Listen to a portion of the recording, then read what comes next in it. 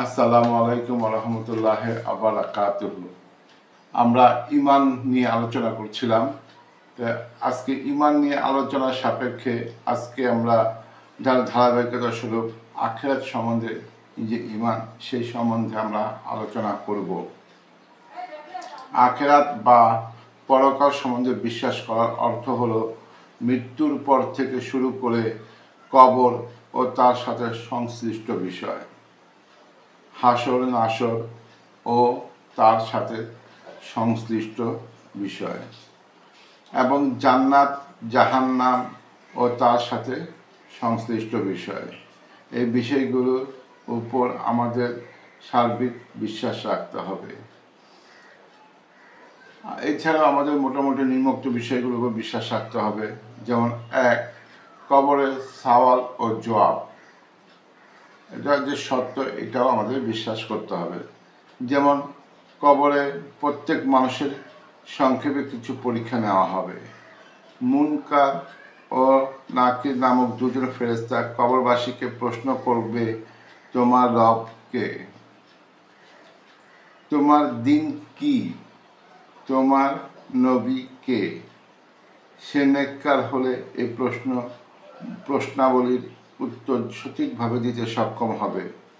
তখন তার কবরের সাথে এবং জান্নাতের সাথে দুয়ার খুলে যোগাযোগ স্থাপন করে দেওয়া হবে এবং কিয়ামত পর্যন্ত সে সুখে বসবাস করতে থাকবে। আর নেককার না হলে, অর্থাৎ কাফের বা মুনাফেক হলে, প্রত্যেকে প্রশ্নের উত্তর সে বলবে, হায় হায় আমি জানি না। তখন জাহান্নামে ও তার কবরের মাঝে দুয়ার খুলে দেওয়া হবে এবং বিভিন্ন রকম শাস্তি তাকে দেওয়া হবে। দুই, কবরের আযাব সত্য। কবরে যে একটা আযাব হয় এটা অবশ্যই সত্য, এটাও আমাদেরকে বিশ্বাস করতে হবে। কবর মূলত শুধু নির্দিষ্ট গর্তকে বলা হয় না। কবর বলতে মূলত বোঝায় মৃত্যুর পর থেকে নিয়ে হাসরের ময়দানে পুনর্জীবিত হওয়ার পূর্ব পর্যন্ত সময়কালীন জগৎকে। এই জগৎকে কবর জগৎ, আলমে বরজখ বা বরজখের জগৎ বলা হয়। মৃত্যুর পর মানুষের মরদেহ যেখানে যেভাবেই থাকুক না কেন সে কবর জগতের অধিবাসী হয়ে যায় এবং বদগার হলে তার উপর আযাব চলতে থাকে। কবরের এই আযাব মূলত হয় রুহের উপর এবং রুহের সাথে সাথে দেহ সে আযাব উপলব্ধি করে থাকে। তাই দেহ যেখানেই যেভাবে থাকুক না কেন, জলে পুড়ে ছাই বা পচে গেলে মাটি হয়ে যাক না কেন, তার যে অংশ অবশিষ্ট থাকবে সেটুকুই আযাব উপলব্ধি করবে। আর মৌলিকভাবে আবার যেহেতু রুহের উপর হবে, তাই কবরের আযাব হওয়ার জন্য এই দেহ অবশিষ্ট থাকা অপরিহার্য নয়। তিন, পুনরুত্থান ও হাসরের ময়দানে অনুষ্ঠান সত্য। কিয়ামতের সময় সিংহায় ফুঁক দেওয়ার পর সব কিছুতে নাস্তানাবাদ হয়ে যাবে। আবার আল্লাহর হুকুমে এক সময় সিংহায় ফুঁক দেওয়া হলে আদি অস্ত্রের সব জিন, ইনসান ও যাবতীয় প্রাণী পুনরায় জীবিত হয়ে হাসরের ময়দানে একত্রিত হবে। চার, আল্লাহর বিচার, হিসাব নিকাশ, এটা সত্য। পুনর্জীবিত হওয়ার পর সকলকে আল্লাহ তাআলার বিচারের সম্মুখীন হতে হবে। তার নিকট সমস্ত কৃতকর্মের হিসাব দিতে হবে। 5 নম্বর, নেকি ও বদির ওজন সত্য। নেকি এবং বদির ওজন সত্য। কিয়ামতের ময়দানে হিসাব নিকাশের জন্য মিজান বা দাঁড়িপাল্লা স্থাপন করা হবে এবং তার দ্বারা নেকি বদি ওজন করা হবে এবং ভালো মন্দ সৎ অসৎ এর পরিমাপ করা হবে। কোরআনে কারিম ইরশাদ হয়েছে, কিয়ামতের দিন আমি ইনসাফের দাঁড়িপাল্লা স্থাপন করব।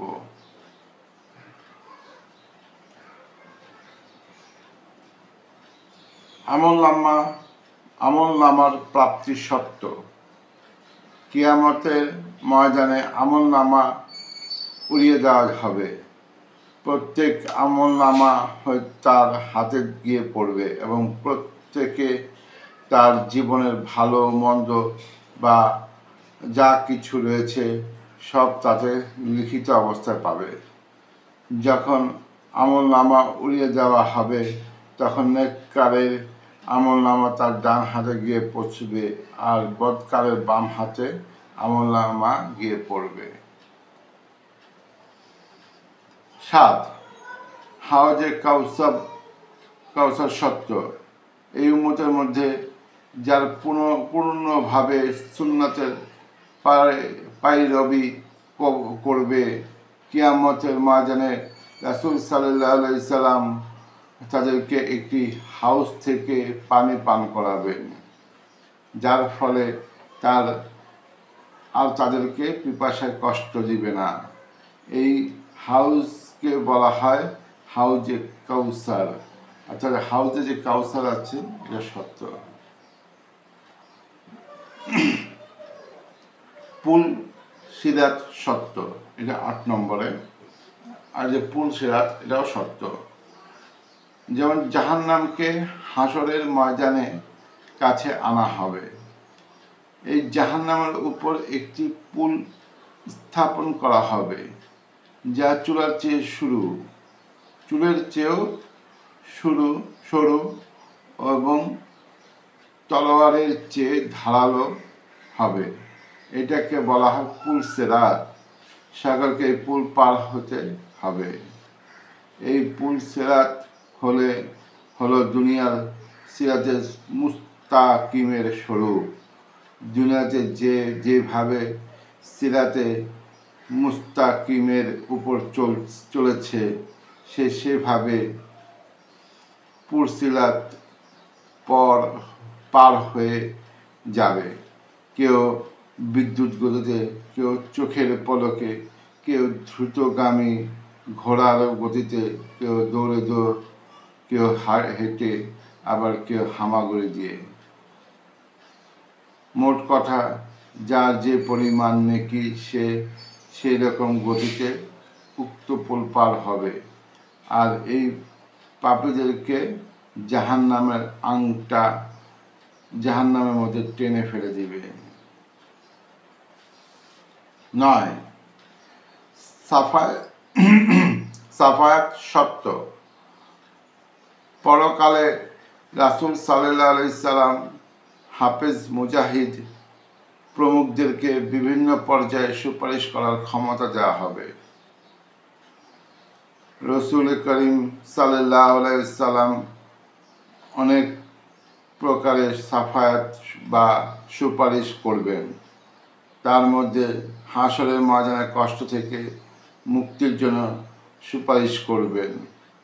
হাসরের ময়দানের কষ্টে সমস্ত মাখলুক যখন পেরেশান হয়ে বড় বড় নবীদের কাছে আল্লাহর নিকট এই মর্মে সুপারিশ করার আবেদন করবে যেন আল্লাহ পাক বিচার কার্য সমাধান করে হাসরের ময়দানের কষ্ট থেকে সকলকে মুক্তি দেন, তখন সকল নবী অপারগতা প্রকাশ করবেন।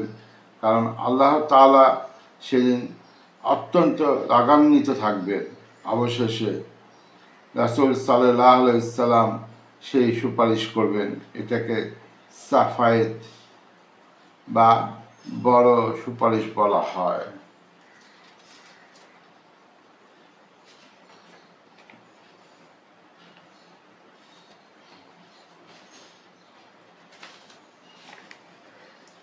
দুই, কোনো কাফেরের আযাব সহজ করার জন্য সুপারিশ করবেন। যেমন রাসূল সাল্লাল্লাহু আলাইহি সাল্লাম চাচা আবু তালেবের জন্য এরূপ সুপারিশ হবে। 3, কোনো মুমিনকে জাহান্নাম থেকে বের করার জন্য সুপারিশ করবেন। যেসব মুমিন বদ আমল বেশি হওয়ার কারণে জাহান্নামের যোগ্য হয়েছে, এরূপ মুমিনদের কতকের মাগফিরাতের জন্য সুপারিশ করবেন।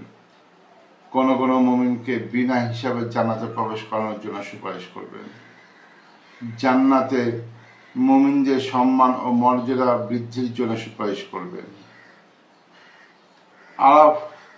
আলাপ তথা জান্নাত ও জাহান্নামের মাঝে অবস্থিত প্রাচীরে যারা অবস্থান করবে তাদের মুক্তির জন্য সুপারিশ করবেন। 10, জান্নাত বা বেহেশত সত্য। আল্লাহ তাআলা তার নেক বান্দাদের জন্য এমন সব নিয়ামত তৈরি করে রেখেছেন যা কোনো চোখে দেখেননি, কোনো কানে শোনেননি, কারো অন্তরে তার পূর্ণ ধারণা আসতে পারে না। এইসব মহা নিয়ামতের স্থান হলো জান্নাত বা বেহেশত। জান্নাত বা বেহেশত কোনো কল্পিত বিষয় নয়, সৃষ্টরূপে তা বিদ্যমান আছে ও অনন্তকাল বিদ্যমান থাকবে।